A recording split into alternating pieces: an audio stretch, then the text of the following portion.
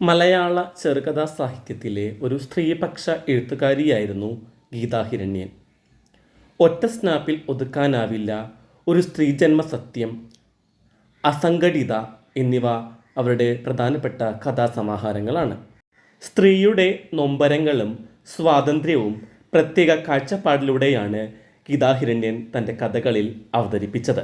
വീടുകളിൽ കുടിയിരുത്തപ്പെട്ട ഭഗവതിമാരുടെ ചെറിയ ഭൗതിക ദുഃഖങ്ങളും വലിയ മാനസിക ദുഃഖങ്ങളും അവതരിപ്പിക്കുന്ന കഥയാണ് ശ്രീ ഭഗവതി.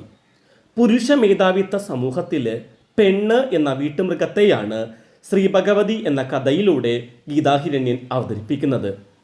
വീട്ടിലെ നിസ്സാരങ്ങളായ പണികൾ, പനി പിടിച്ച കുഞ്ഞെ ശുശ്രൂഷിക്കുക, ഭർത്താവിന് അയാളുടെ ഇഷ്ടത്തിനനുസരിച്ച് ഭക്ഷണമൊരുക്കുക, ബില്ലുകൾ അടക്കുക, എല്ലാം ചെയ്ത് അവശയാകുന്നവളാണ് കഥാനായിക.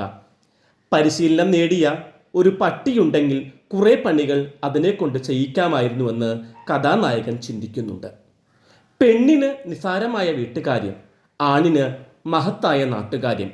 ഈ വീക്ഷണം വെച്ചു പുലർത്തുന്നവരാണല്ലോ സമൂഹത്തിലെ ഏറിയ ആളുകളും. വീടുമായി കെട്ടിമറിഞ്ഞ് കുട്ടിയുടെ അസുഖവും വീട്ടുകാര്യങ്ങളും വരെ നോക്കേണ്ടി വരുന്ന കേരളീയമായ സ്ത്രീ അവസ്ഥയുടെ നേർക്കാഴ്ചയാണ് ഈ കഥ. ഭാര്യ ഭർത്തൃ ബന്ധത്തിൻ്റെ ലഘു താളപ്പിഴകളിലൂടെ ഇത് വളർന്ന് വികസിക്കുന്നു.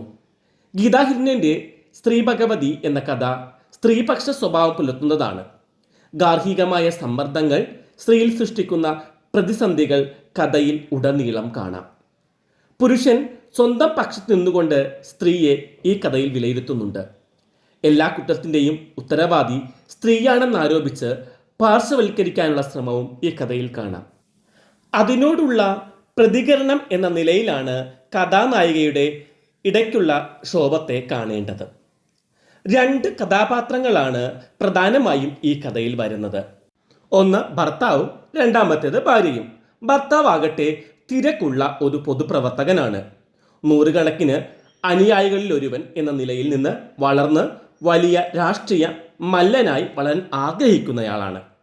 ഭാര്യയാകട്ടെ വീട്ടുകാര്യങ്ങളിൽ മുഴുകി കഴിയുന്നു. ദാമ്പത്യത്തിലെ പ്രധാന ഘടകം എന്നത് ഭാര്യ ഭർത്താക്കന്മാർ തമ്മിലുള്ള പരസ്പര വിശ്വാസവും ധാരണയുമാണ്. ഒരാൾ തൻ്റെ ചുമതലകളിൽ ഉപേക്ഷ കാണിക്കുമ്പോഴോ ധാരണയ്ക്ക് വിരുദ്ധമായി പെരുമാറുമ്പോഴോ ആണ് കുടുംബത്തിൽ താളപ്പിഴകൾ ഉണ്ടാകുന്നത്.